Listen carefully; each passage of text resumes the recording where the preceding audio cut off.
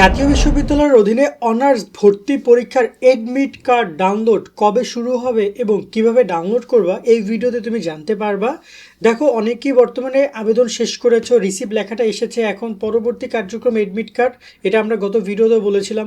So এখন প্রশ্ন হচ্ছে এডমিট কার্ড তাহলে কবে ডাউনলোড শুরু হবে বা পরীক্ষা কবে হবে, এখানে এডমিট কার্ড নিয়ে কী কী নির্দেশনা রয়েছে চলো ডিসকাশন করি। যারা এখন আমাদের চ্যানেল সাবস্ক্রাইব করো না, ফেসবুক ফলো দাও না, দিয়ে আমাদের সাথে তোমরা যুক্ত থাকো।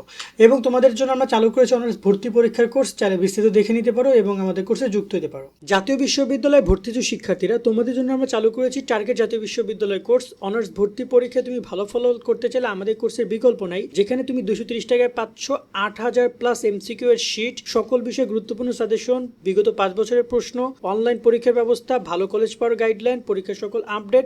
এই এক কোর্সে তুমি সবকিছু পেয়ে যাবে, আলাদা কোনো বই কোনো কিছু কিনতে হবে না। অলরেডি আমাদের কোর্সে যুক্ত হয়েছে কয়েক হাজার শিক্ষার্থী, তুমিও আজকেই যুক্ত হয়ে যাও আমাদের এই কোর্সে এবং শুরু করে দাও ভালো পরীক্ষা দেওয়ার প্রস্তুতি। কোর্সে যুক্ত হতে এই নাম্বারে বিকাশ বা নগদ থেকে 230 টাকা সেন্ড মানি করে আমাদেরকে হোয়াটসঅ্যাপে মেসেজ করে আমরা কোর্স লিঙ্ক তোমাকে দিয়ে দিচ্ছি। বিস্তারিত কমেন্ট এবং ডিসক্রিপশনে দিয়ে দেওয়া হলো। আশা করি তুমি বিস্তারিত দেখেছো, চাইলে জয়েন করতে পারো। যুক্ত হলে সকল বিষয়ে পিডিএফ শিট পাচ্ছ। অনলাইনে আমরা এমসিকিউ পরীক্ষা নিব, তোমাদেরকে এখনও নেওয়া শুরু হয় নাই, সামনে আমরা নিব এই পরীক্ষাগুলো, সেগুলো তোমরা দিবা, দিয়ে তোমাদের প্রিপারেশন যে প্রিপারেশন রয়েছে সেটাকে তোমরা যাচাই বাছাই করে নিতে পারবা কোথায় ভুল হচ্ছে, এবং তোমাদের হচ্ছে পরীক্ষা পর্যন্ত সকল গাইডলাইন সব কিছু তোমরা আমাদের কাছ থেকে পাচ্ছ। তাই আমি বলবো আমাদের সাথে তোমরা কানেক্টেড হও। আমাদের কোর্সটাতে ডিসক্রিপশন বা কমেন্টে যে নাম্বার রয়েছে ওখানে 230 টাকা পাঠাও, আর তোমরা মেসেজ করে জানাও তোমার রোল নাম্বার স্টেশন নম্বর যুক্ত করে দেওয়া হবে। অলরেডি আমাদের কোর্সের স্টুডেন্টের সংখ্যা মোটামুটি কাদায় 1000-4-5 ছাড়িয়ে গেছে। সো তোমরা যুক্ত হয়ে তোমাদের সিটটা কনফার্ম করো। দেন আমরা একটু কথা বলি তোমাদের হচ্ছে যে এডমিট কার্ড প্রসঙ্গে। তোমরা দেখতেই পাচ্ছ এটা হচ্ছে তোমাদের এডমিট কার্ডের মূল যে বিষয়, সেটা হচ্ছে অ্যাপ্লিক্যান্ট লগ ইনের নিচে একটা রয়েছে এডমিট কার্ড ডাউনলোড। আমি আগে বলছি এডমিট কার্ড ডাউনলোড কীভাবে করবা, দেন এডমিট কার্ড কবে দেবে সেটা আমি বলছি। এই যে এডমিট কার্ড ডাউনলোড অপশনে ক্লিক করবা, করার পরেই এখন বর্তমানে কোনো কিছু আসতেছে না, বাট ক্লিক করার পরে তোমার সামনে ঠিক এরকমের আসবে তোমার হচ্ছে যে অ্যাপ্লিকেশন আইডি এবং পিন নাম্বার চাইবে।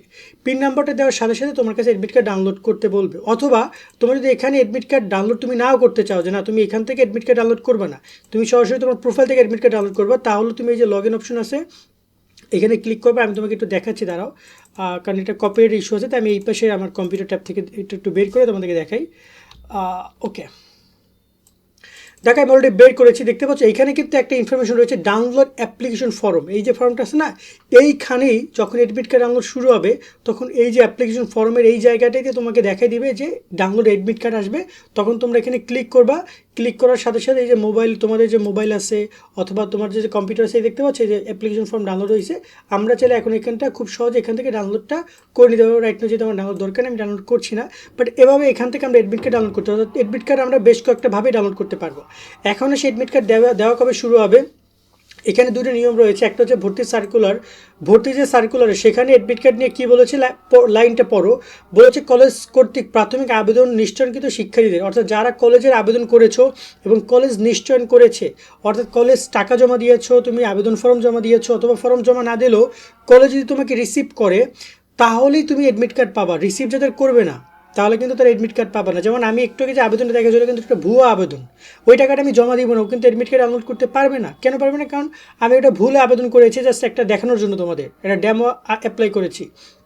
সো যাদের আবেদন রিসিভ হবে তারাই একমাত্র এডমিট কার্ড ডাউনলোড করতে পারবে, সেটা বলেছে।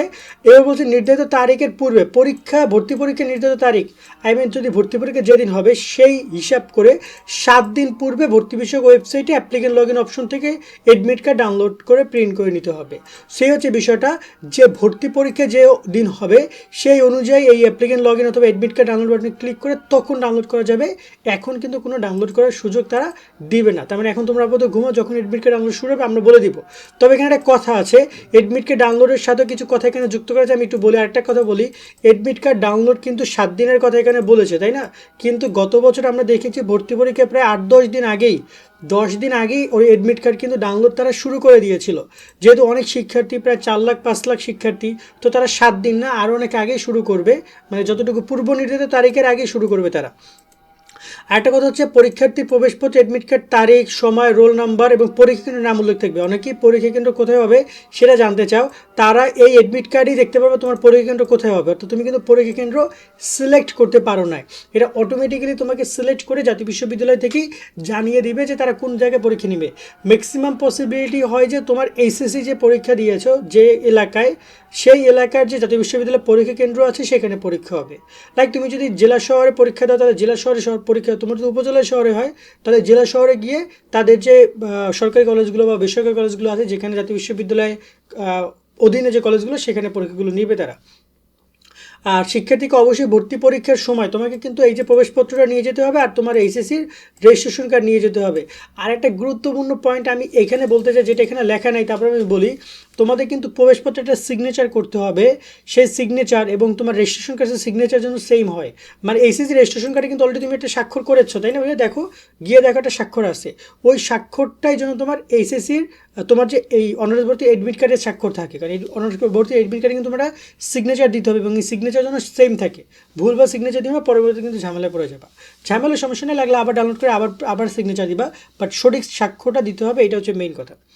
গেলে এই সম্পূর্ণ বিষয়গুলো, এবং যখন আমরা ডাউনলোড শুরু হবে আমি তোমাদের জানিয়ে দেবো। এবং যারা আমাদের কোর্সে যুক্ত আছো তাদের তো এই 5,000 শিক্ষার্থী যারা যুক্ত আছে ওদের কোনো ধরনের তথ্যের গ্যাপ হচ্ছে না, কারণ আমরা ডে বাই ডে যখনই যে আপডেট আসছে তখনই আমরা সেই আপডেট ওদেরকে ক্লিয়ার করে জানিয়ে দিচ্ছি, যাতে করে ওরা চিন্তামুক্ত থাকে এবং সুন্দর একটা ভর্তির জার্নি উপভোগ করতে পারে এবং পড়াশোনা ঠিকঠাক মতো করতে পারে।